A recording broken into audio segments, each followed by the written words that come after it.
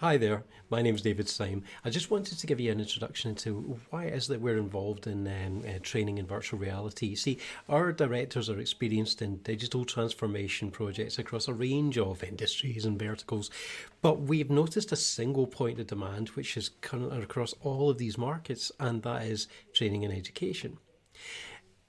Traditional methods of global employee education have obviously been hit hard by COVID, particularly internationally, and longer term issues have been around for a while, like cost and time and even carbon reduction, and these aren't going away. For international companies, it's always been expensive and time consuming to get specialist teachers and trainees to the same place. COVID has taught us that video conferencing can act as a valid replacement to physical meetings in many cases, but it's also taught us that extended periods in these settings can rapidly cause exhaustion, known as Zoom fatigue.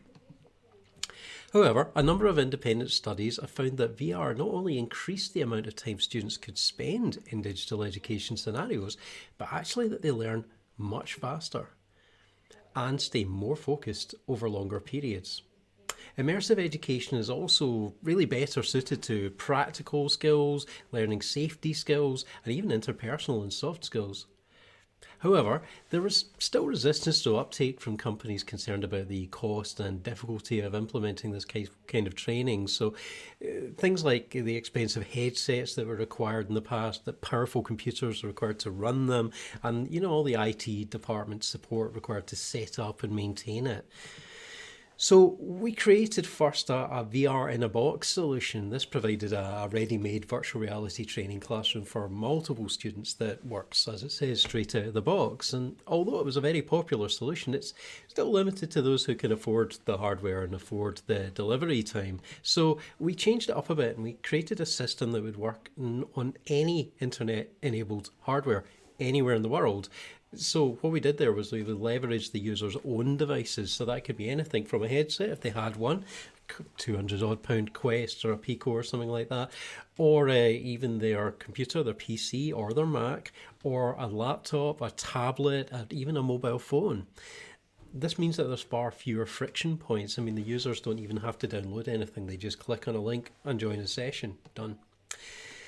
We designed this to make sure it was simple enough for everybody to use and remove that friction point of complexity. So we designed it in close collaboration with trainers and students who themselves had limited technical confidence. We didn't want techie people who were going to be a whiz with this anyway to be using it and saying, yeah, it's fine, because it's not for them, it's for everyone. So we created then a simple environment that behaves just like a real classroom and is just as flexible. So if you want a whiteboard, you just pick up the whiteboard, move it over there. If you want to write a post-it note, you write on the post-it note, stick it on the whiteboard. Simple stuff. And also this would mean that we'd be able to put videos on the walls. We can see here, this is me speaking to some guys in Doha for the Aberdeen University, and these are all like master's students. So that's a live video of me on the wall. I can bring in 3D models into the room. I can bring in videos of live footage of whatever I happen to have on my computer. Although the market for VR was already growing very, very fast, even prior to COVID, it was growing at about nearly 43% compound every year. The COVID pandemic has actually increased that annual growth to 62%.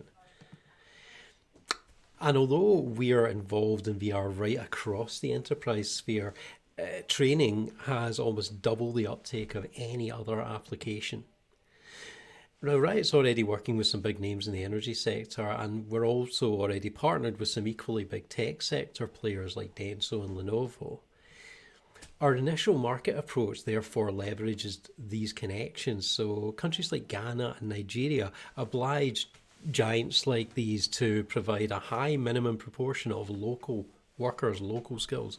Now, this necessitates, particularly in high risk environments or specialist environments, it necessitates rapid, high quality practical training from specialists who might be located all over the world. A lot of them are from Scotland, which is how I got involved. So that's where this really lends itself, because they can't travel to these places. Also, the learning institutions that we actually developed our system in partnership with, including the University of Aberdeen, for instance, have given us access to their international campuses, as well as professional training institutes that we've worked with on this in Ghana and Nigeria.